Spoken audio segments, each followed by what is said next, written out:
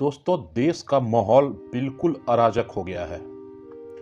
जिधर देखो उधर आंदोलन चल रहे हैं। कॉकरोचों के आंदोलन के बाद तो जैसे आंदोलनों की बाढ़ सी आ गई है।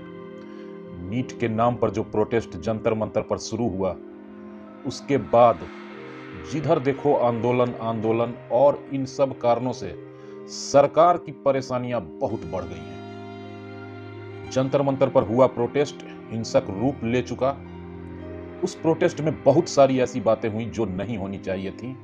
किसी भी तरीके से उस प्रोटेस्ट को नीट स्टूडेंट का प्रोटेस्ट कहना सिर्फ नीट स्टूडेंट का सही नहीं होगा, क्योंकि वहां देश के प्रति नफरत देखी गई, सरकारों को बहुत बुरी तरीके से ट्रीट किया गया, प्रधानमंत्री जैसे गरिमामयी पद को गालियां दी गई और ऐसी ऐसी चीजें देखने को मिली जो अच्छा नहीं लगा सभ्य समाज को। सरकार ने जैसे तैसे करके उस प्रोटेस्ट को खत्म करवाया। तब तक रांची में जेएसएससी और जेपीएससी को लेकर लंबा प्रोटेस्ट चला। वो खत्म होते होते दिल्ली जंतर मंतर पर फिर से रिजर्वेशन रिफॉर्म्स या रिजर्वेशन हटाओ आंदोलन शुरू कर दिया गया। सरकार सोच ही रही थी कि क्या करना है इस पर। तब तक एक बड़ा सवर्णों का तबका यूजीसी रोल बैक लेकर आ गया। अब आप सोच कर देखो कि किसी भी सरकार के साथ निश्चित रूप से सुरक्षा एजेंसियां, पुलिस सरकार के पास हैं, लेकिन अगर पूरे देश की जनता उग्र हो जाए तो कोई भी सरकार हो उसके माथे पर बल पड़ने लगते हैं। और वही हुआ।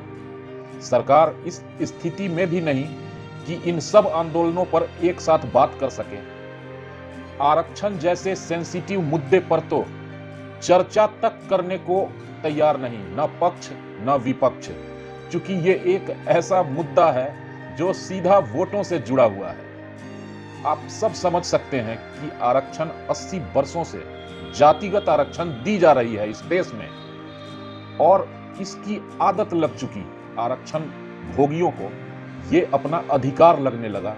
जैसा कि चिराग पासवान मंत्री जी ने बोला भी कि आरक्षण तो संवैधानिक अधिकार है।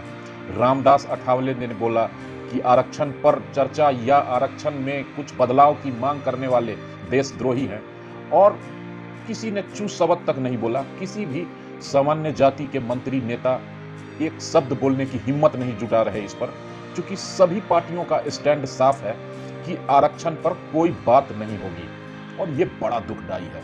हमने जिनको चुना है उनसे हम अपेक्षा रखते हैं कि हमारी समस्याएं या हमारे जो कंसर्न्स हैं इस पर वो बोलें, इस पर अपना विचार रखें, लेकिन एक लफ्ज में बोल देना कि इस पर चर्चा तक संभव नहीं है, यह एक बड़े तबके को, एक सक्षम तबके को बहुत ही ज्यादा खल रहा है। और ये सरकार के लिए एक चेतावनी की तरह है कि आप इस सामान्य वर्ग के संशय को, सामान्य वर्ग की मांग को, सामान्य वर्ग के सलाह को सुनिए, इस पर चर्चा कीजिए और जो हो सके वो रिफॉर्म्स लेकर आइए।